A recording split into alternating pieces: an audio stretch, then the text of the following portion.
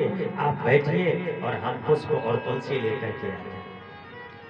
श्री राम जी ने कहा, भैया आपका प्रेम, आपका भाव बड़ा प्यारा है, बहुत प्रिय है, लेकिन गुरुदेव भगवान की सेवा में तो हमें स्वयं लगना चाहिए। और हम लोग क्या करते हैं, जब सेवा का समय आता है ना, गुरु जी ने कह दिया कि बेटा तुम्हें ये सेवा करनी है, अगर तन की सेवा होगी ना तो हम दूसरों को आवाज दे देंगे, देखो गुरु जी याद कर रहे हैं, आप सेवा करके आए। ठाकुर सेवा में हम दूसरों को लगाने की चेष्टा करेंगे। याद रखना, गुरु सेवा, संत सेवा, ठाकुर सेवा में किसी की हाथ मत लगाने दीजिए, स्वयं लगिए। अगर सामर्थ्य नहीं है तो फिर दूसरों को लगाइए। आप जितनी ज्यादा तन सेवा करेंगे उतना ही आपका तन, आपके तन में निखार आएगा। जितने आप तन सेवा करेंगे आपकी बुद्धि में निखार आएगा। जितनी तन सेवा करेंगे आपका उतना ही अंतःकरण शुद्ध होगा, स्वच्छ होगा। सेवा से बढ़कर के बहुत से लोग सोचते हैं कि चलो भाई जितनी सेवा करना है, सेवा से बढ़िया कुछ देर तक हरिनाम जप ही कर ले, अपना कल्याण कर ले। नहीं नहीं, तन की सेवा भी, ये भी भक्ति केवल जप के माध्यम से ही भगवान नहीं मिलते हैं। अच्छा, भक्ति कहते किसे है? इंद्रियों के समूह को इंद्रियों के मालिक से, मालिक में मिल जाना ही भक्ति है। इंद्रियां क्या है? 5 ज्ञानेंद्रिय, पंचकर्मेंद्रिय। आपकी ज्ञानेंद्रिय, ज्ञानेंद्रिय कौन कौन सी हैं? कान, नाक, मुख और आंख।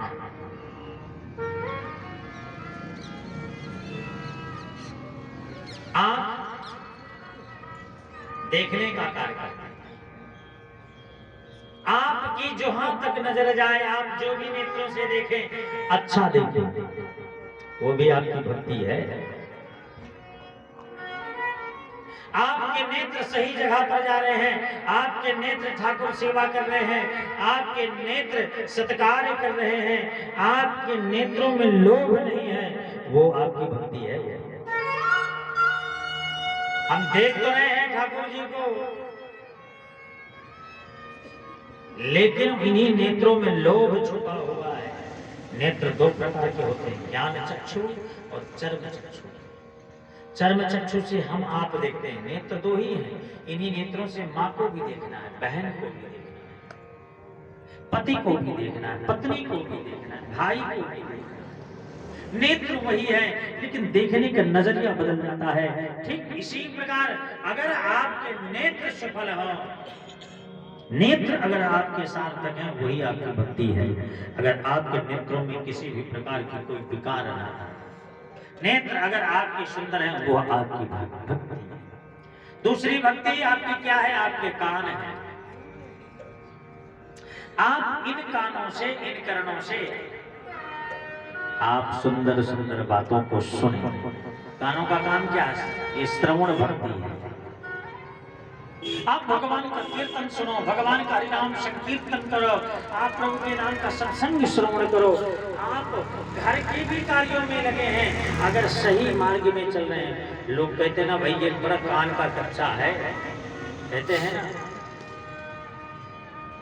और ज्यादातर जो घर हमारे बिगड़ते हैं, घर में अगर फूटन होती है, भेद आता है, तो बुरा मत सुनो, बुरा मत कहो, है ना?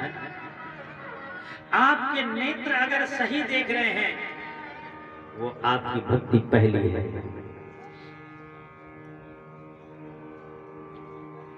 फिर कान आपके जो भी सुने, अच्छा सुने।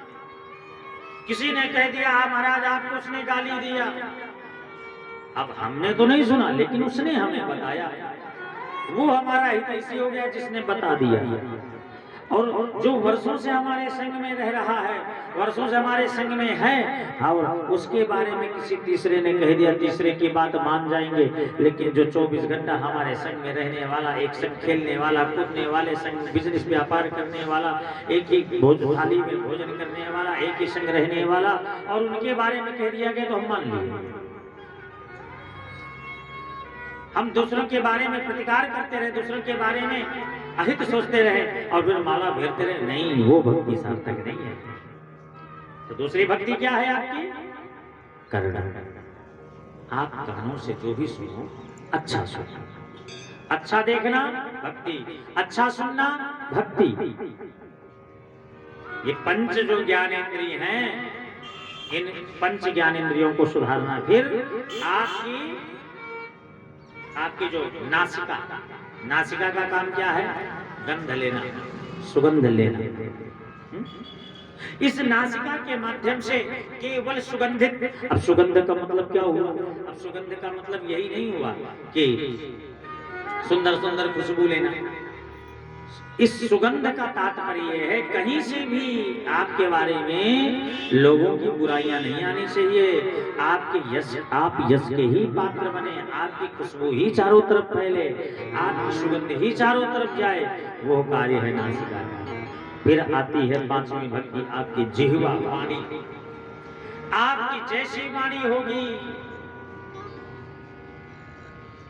वैसे ही आपका मन होगा।